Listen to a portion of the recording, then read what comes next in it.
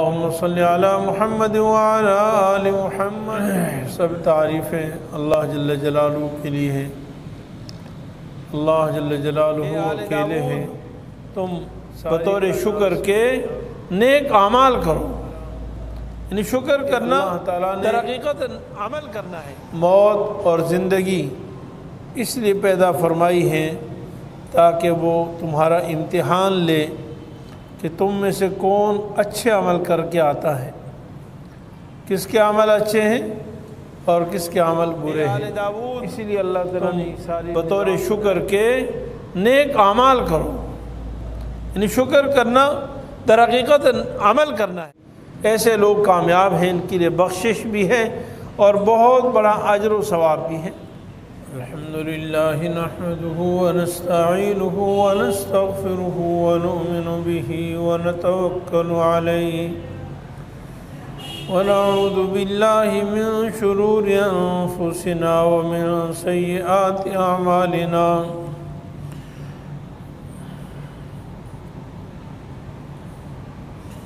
ونعوذ باللہ من شرور انفسنا ومن سیئات اعمالنا من يهده الله فلا مضل له ومن يضلله فلا هادي له ونشهد أن لا إله إلا الله وحده لا شريك له ونشهد أن سيدنا ومولانا محمدا عبده ورسوله أرسله إلى كافة للناس بشيرا ونذيرا وداعيا إلى الله بإذنه وسراجا منيرا أما بعد فأعوذ بالله من الشيطان الرجيم بسم الله الرحمن الرحيم ولقد أرسلنا إلى من قبلك فأخذناهم بالبأساء والضراء لعلهم يتضرعون فلولا إذ جاءهم بأسنا تضرعوا ولكن قست قلوبهم وزين لهم الشيطان ما كانوا يعملون وقال تعالى في مقام آخر يا أيها الذين آمنوا توبوا إلى الله توبة نصوحا صدق الله العلي العظيم وصدق رسوله النبي الحبيب الكريم ونحن على ذلك لمن الشاهدين والشاكرين والحمد لله رب العالمين۔ سب حضرات درود شریف پڑھ لیں۔ اللهم صل على محمد وعلى آل محمد كما صليت على إبراهيم وعلى آل إبراهيم إنك حميد مجيد اللهم بارك على محمد وعلى آل محمد كما باركت على إبراهيم وعلى آل إبراهيم إنك حميد مجيد۔ سب تعریفیں اللہ جل جلالہ کے لیے ہیں۔ اللہ جل جلالہ اکیلے ہیں، ساری کائنات سے بے نیاز ہیں۔ وہ کسی سے پیدا نہیں ہوئے اور نہ ان کی کوئی اولاد ہے، اور اس کائنات میں کوئی اس کا ہم مثل، اس کی نظیر، اس کی مثیل، اس کا مشیر، اس کا وزیر نہیں ہے۔ ساری کائنات کو اکیلے ہی بنایا اور ساری کائنات کا نظام وہ اکیلے ہی چلا رہے ہیں۔ میرے عزیز بھائیوں، دوستو، اللہ جل جلالہ نے اس ساری کائنات کو بنایا ہے، اور اس کے بنانے کا مقصد اللہ تعالیٰ نے خود بیان فرمایا ہے، لِيَبْلُوَكُمْ أَيُّكُمْ أَحْسَنُ عَمَلًا الَّذِي خَلَقَ الْمَوْتَ وَالْحَيَاةَ لِيَبْلُوَكُمْ أَيُّكُمْ أَحْسَنُ عَمَلًا، کہ اللہ تعالیٰ نے موت اور زندگی اس لیے پیدا فرمائی ہیں تاکہ وہ تمہارا امتحان لے کہ تم میں سے کون اچھے عمل کر کے آتا ہے، کس کے عمل اچھے ہیں اور کس کے عمل برے ہیں۔ اسی لیے اللہ تعالیٰ نے یہ ساری نظام بنایا ہے، اور امتحان کے لیے اللہ تعالیٰ نے یہ ساری دنیا کے جتنے احوال ہیں وہ ہمارے امتحان کے لیے ہیں۔ یہ غمی اور خوشی، صحت اور بیماری، فاقہ اور فراوانی، یہ سارے جتنے حالات ہیں یہ سب اللہ تعالیٰ کی طرف سے امتحان کے لیے ہے کہ ان حالات میں ہم اللہ تعالیٰ کو یاد کرتے ہیں یا اللہ تعالیٰ کو ہم بھول جاتے ہیں۔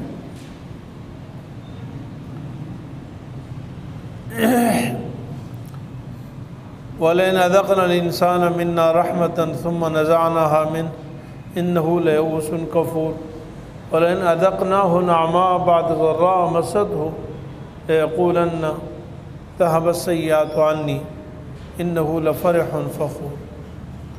اللہ تعالیٰ فرماتے ہیں کبھی ہم تو ایسا کرتے ہیں کہ نعمت کے بعد مصیبت لاتے ہیں۔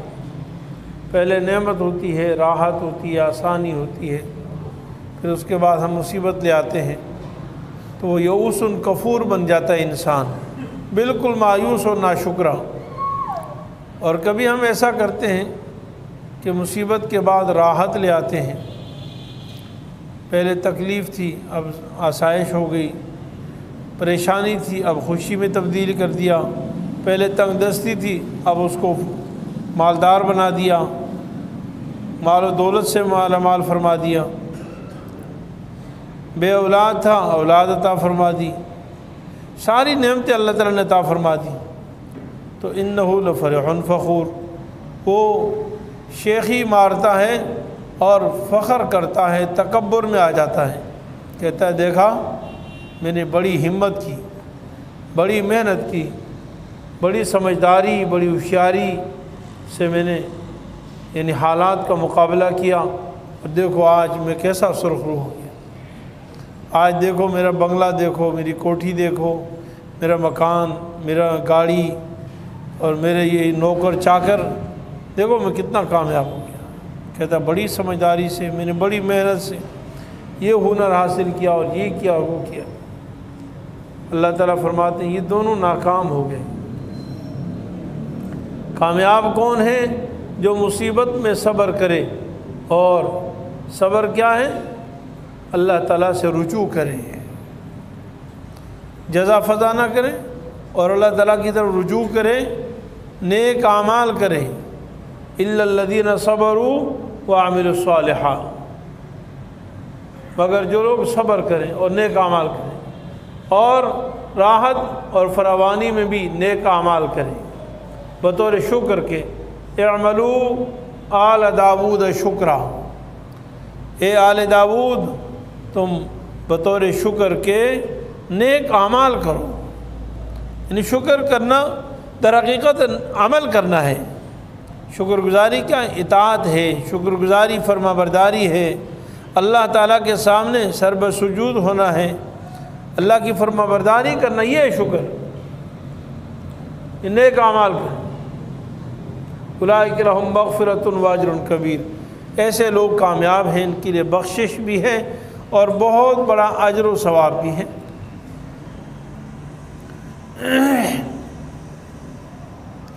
تو یہ تکلیف اور راحت یہ دونوں اللہ تعالیٰ کی طرف سے امتحان ہے۔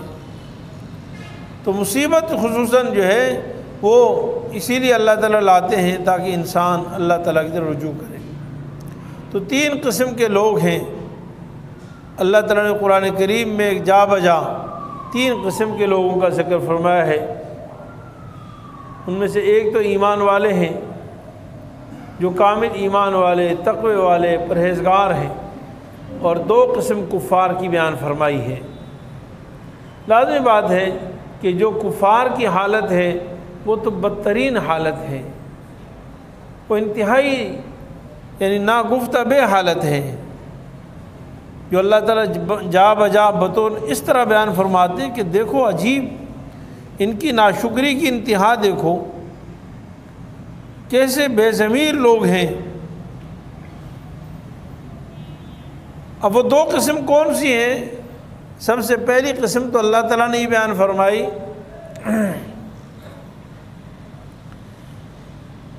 وَإِذَا رَكِبُوا فِي الْفُلْكِ دَعَوُا اللَّهَ مُخْلِصِينَ لَهُ الدِّينَ فَلَمَّا نَجَّاهُمْ إِلَى الْبَرِّ إِذَا هُمْ يُشْرِكُونَ۔ ایک قسم وہ ہے جن کو ہم امتحان میں، آزمائش میں، مصیبت میں مبتلا کرتے ہیں تو وہ اللہ تعالیٰ کو پکارتے ہیں۔ یہ کافروں کی قسم بیان فرمائی ہے، جب مصیبت میں، امتحان میں، آزمائش میں ہم مبتلا کریں تو اللہ تعالیٰ کو پکارتے ہیں، اور جب ان کو ہم نجات دے دیتے ہیں تو بس پھر اللہ تعالیٰ کو بھول جاتے ہیں، پھر اللہ تعالیٰ کے ساتھ شرک کرنے لگ جاتے ہیں، پھر اللہ تعالیٰ کو یاد ہی نہیں کرتے ہیں۔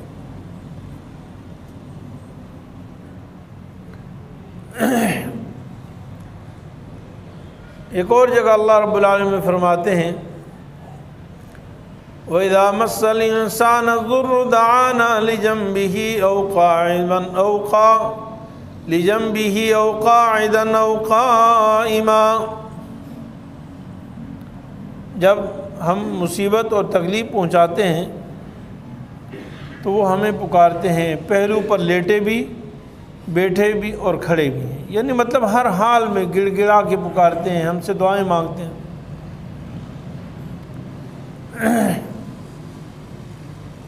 فَلَمَّا كَشَفْنَا عَنْهُ ضُرَّهُ مَرَّ كَأَن لَّمْ يَدْعُنَا إِلَىٰ ضُرٍّ مَّسَّهُ۔ پھر جب ہم مصیبت ان سے ختم کر دیتے ہیں تو پھر یوں جا رہے ہوتے ہیں جیسے انہوں نے کبھی کسی تکلیف کی طرف جو انہیں پہنچی ہو ہمیں کبھی بلایا ہی نہیں تھا، یوں جا رہے ہیں جیسے پہچانتے ہی نہیں ہیں، کبھی ان کو مصیبت آئی تھی، کبھی پریشان ہوئے تھے، کبھی اللہ کے سامنے روتے تھے، یہ اپنی بے بسی، بے کسی کا اظہار کرتے تھے، کبھی نہیں، لگتا ہی نہیں ہے۔ کبھی وہ پوری رات رونا، پورا دن بے چین اور پریشان اور اللہ کے سامنے تڑپنا کہ اللہ یہ مصیبت ختم کر دے، اور جب وہ مصیبت ختم ہو گئی تو بس ختم، پھر اب وہ نہ راتوں کو رونا یاد رہا، نہ دن کا تڑپنا یاد رہا، بے چین ہونا یاد رہا، اللہ کے سامنے ناشکرے ہو گئے، اللہ تعالیٰ کی نافرمانیوں میں مبتلا ہو گئے۔ اذا لهم مکر فی آیاتنا قل اللہ اسرع مکرا ان رسلنا یکتبون ما تمکرون۔ جب راحت آ گئی تو پھر اللہ کے احکام میں چون چنا کرنے لگے، پھر جب ان کے سامنے دین کی بات آئے تو کہتے جی یہ بھی مسئلہ ہے، مجھے یہ بھی پریشانی، یہ بھی پریشانی، وہ بھی ہے، یہ بھی ہے، میں کیا کروں۔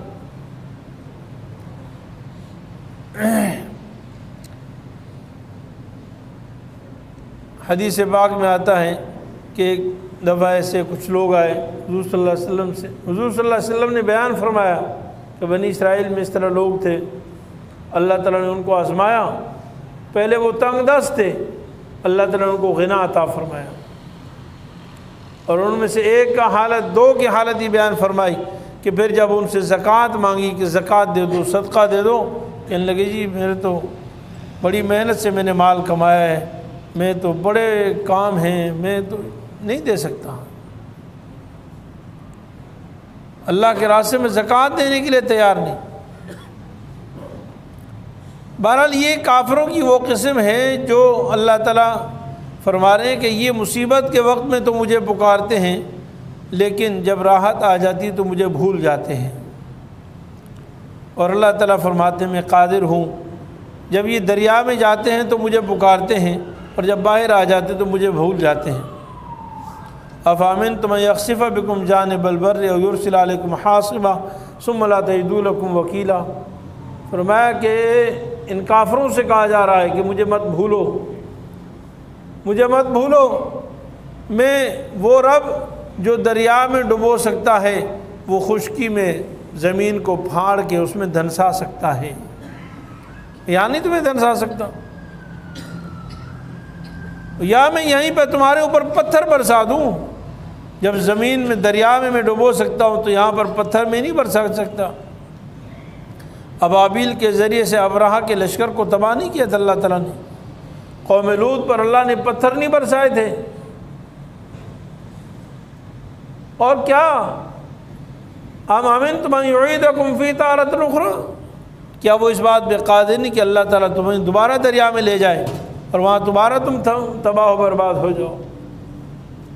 اللہ تعالیٰ یقیناً اس بات پر قادر ہے۔ تو یہ کافروں کی ایک قسم ہے جو مصیبت میں کم از کم اللہ تعالیٰ کو پکارتے ہیں لیکن بعد میں بھول جاتے ہیں۔ لیکن کافروں کی دوسری قسم اس سے بدتر ہے، اور وہ ہے جو میں نے 7ویں پارے کی آیات آپ کے سامنے تلاوت کی۔ فرمایا وَلَقَدْ أَرْسَلْنَا إِلَىٰ أُمَمٍ مِّن قَبْلِكَ فَأَخَذْنَاهُمْ بِالْبَأْسَاءِ وَالضَّرَّاءِ لَعَلَّهُمْ يَتَضَرَّعُونَ۔ اللہ تعالیٰ فرماتے ہیں ہم نے پچھلے بہت ساری امتوں کی طرف رسول بھیجے، انبیاء بھیجے،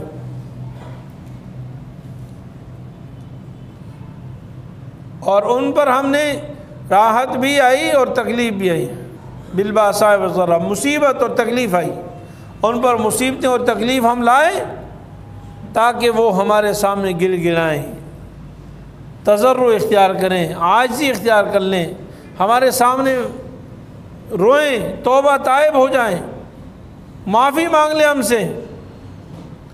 لیکن وہ بڑے زیادہ سنگ دل تھے، وہ اتنے کافر تھے، اس قسم کے دہریہ تھے، ان کا ایسا نظریہ تھا کہ انہوں نے عین مصیبت میں بھی اللہ کو نہیں پکارا۔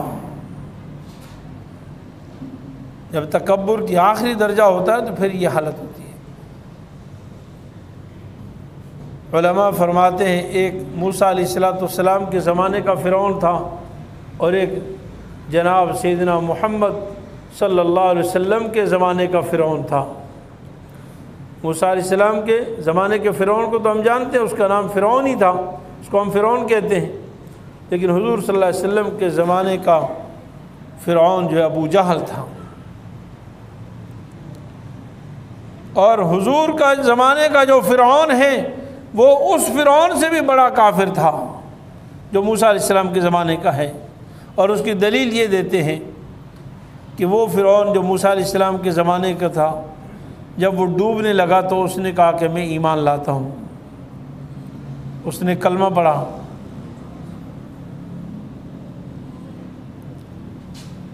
اور اس نے کہا کہ میں وہ اس رب کو مانتا ہوں لا الہ الا ہو، اور جس رب پر موسیٰ علیہ السلام ایمان لائے ہیں۔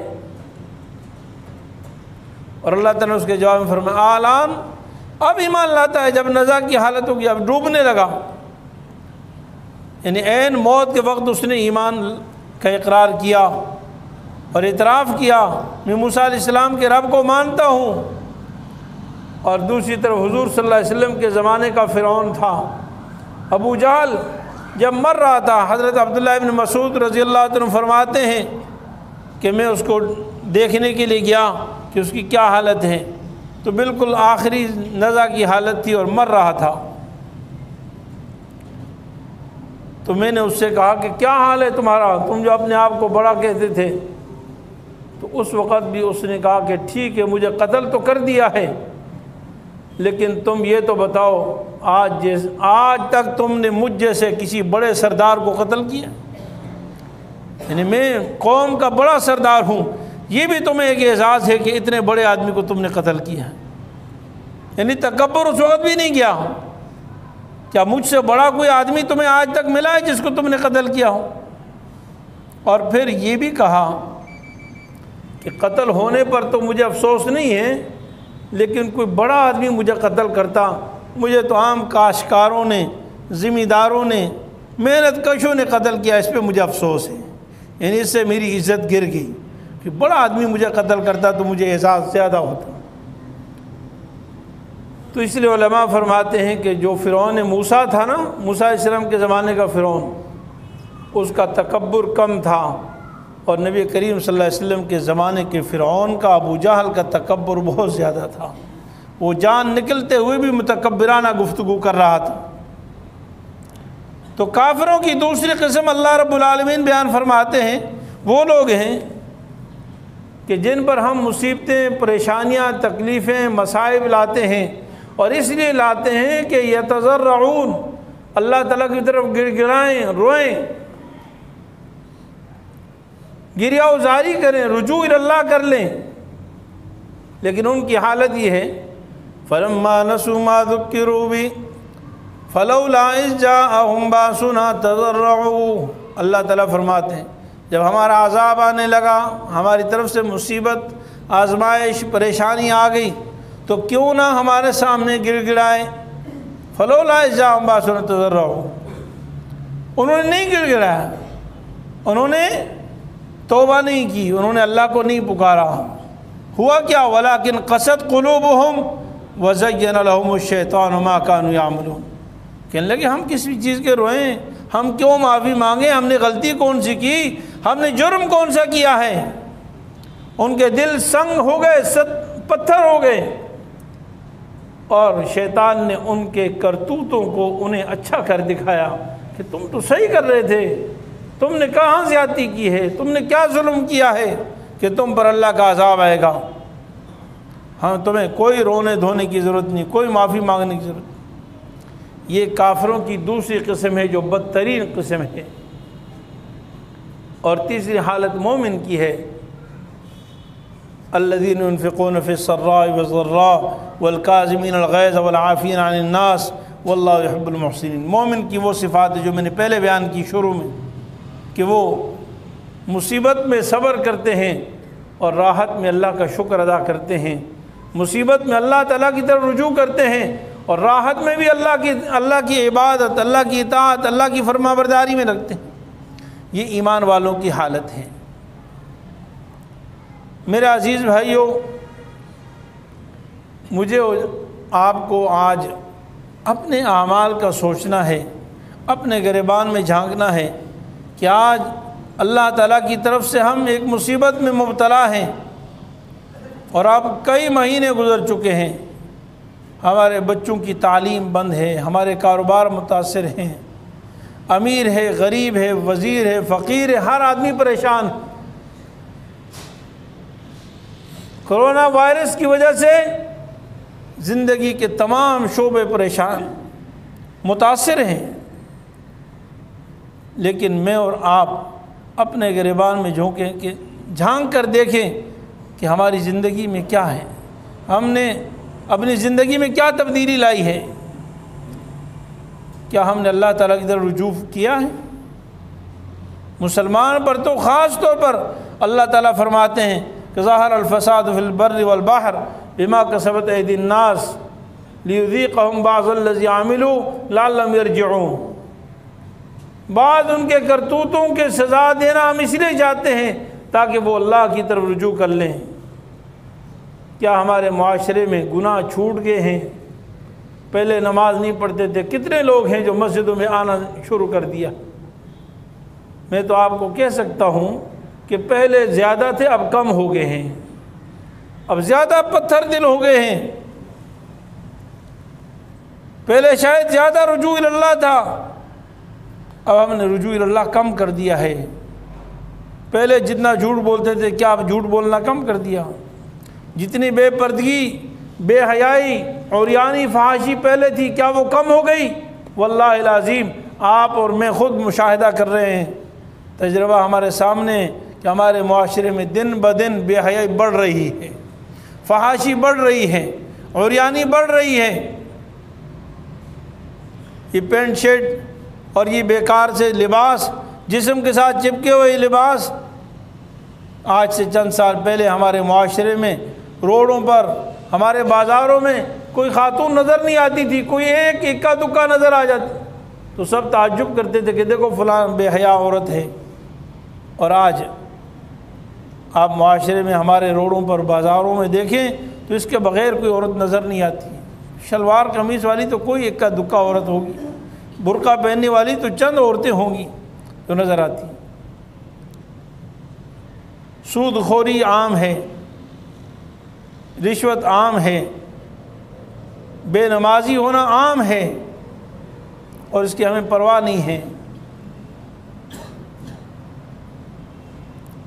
امام احمد ابن حنبل رحمہ اللہ، 4 ائمہ ہیں، ہم مقلد ہیں، ائمہ کو ماننے والے ہیں، ائمہ کا کوئی اپنا دین نہیں ہے۔ ائمہ اکرام نے نبی کریم صلی اللہ علیہ وسلم کے دین کی تشریح کی ہے۔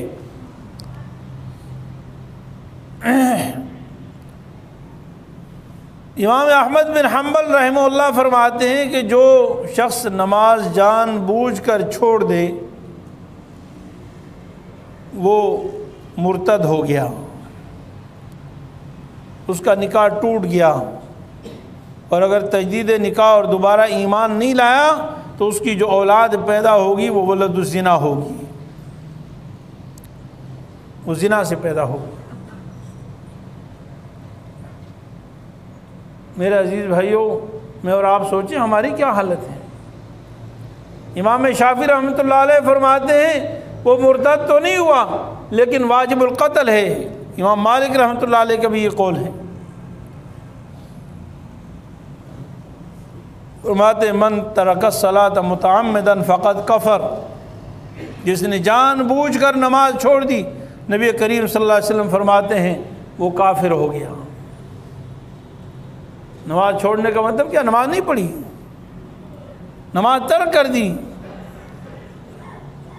انکار کرنے کی بات نہیں، انکار تو شریعت کے ایک چھوٹے سے حکم کے انکار کفر ہے۔ نماز نہیں پڑھی، نماز چھوڑ دی، فرمایا کہ وہ کافر ہو گیا۔ اور سب سے کم درجے کی سزا امام ابو حنیفہ رحمۃ اللہ علیہ فرماتے ہیں، اور وہ کتنی بڑی سزا ہے؟ فرمایا کہ پوری زندگی اس کو جیل میں ڈال دو۔ ایسا شخص عام آزاد گھومنے رہنے کے لائق نہیں، ہمیشہ کے لیے اس کو جیل میں ڈال دو، جب تک کہ یقیناً سچے دل سے توبہ نہ کرے اس کو باہر نہیں، وہیں اس کو موت آ جائے۔ امام ابو حنیفہ رحمۃ اللہ علیہ قول ہے۔ آج میں اور آپ اپنے گریبانوں میں دیکھیں کہ ہماری نماز کی حالت کیا ہے۔ ہمارے اپنے مرضی کی نماز ہے، پڑھ لی کوئی نہیں پڑھی، وقت پہ پڑھ لی، بے وقت پڑھ لی، مسجد میں پڑھ لی، گھر میں پڑھ لی، جیسے چاہے پڑھ لی۔ نبی کریم صلی اللہ علیہ وسلم کی حدیث ہے، اللہ تعالیٰ فرماتے ہیں جو شخص 5 وقت کی نماز پڑھے وہ میری ضمانت ہے کہ اس کو میں جنت میں داخل کروں گا، اور جو 5 وقت کی نماز نہ پڑھے اس کے لیے کوئی ضمانت نہیں ہے، میں چاہوں اس کو معاف کر دوں، چاہوں اس کو جہنم میں ڈال دوں۔ تو میرے عزیز بھائیوں، یہ حالات تو اس لیے آتے ہیں کہ تاکہ ہم اللہ تعالیٰ سے رجوع کریں۔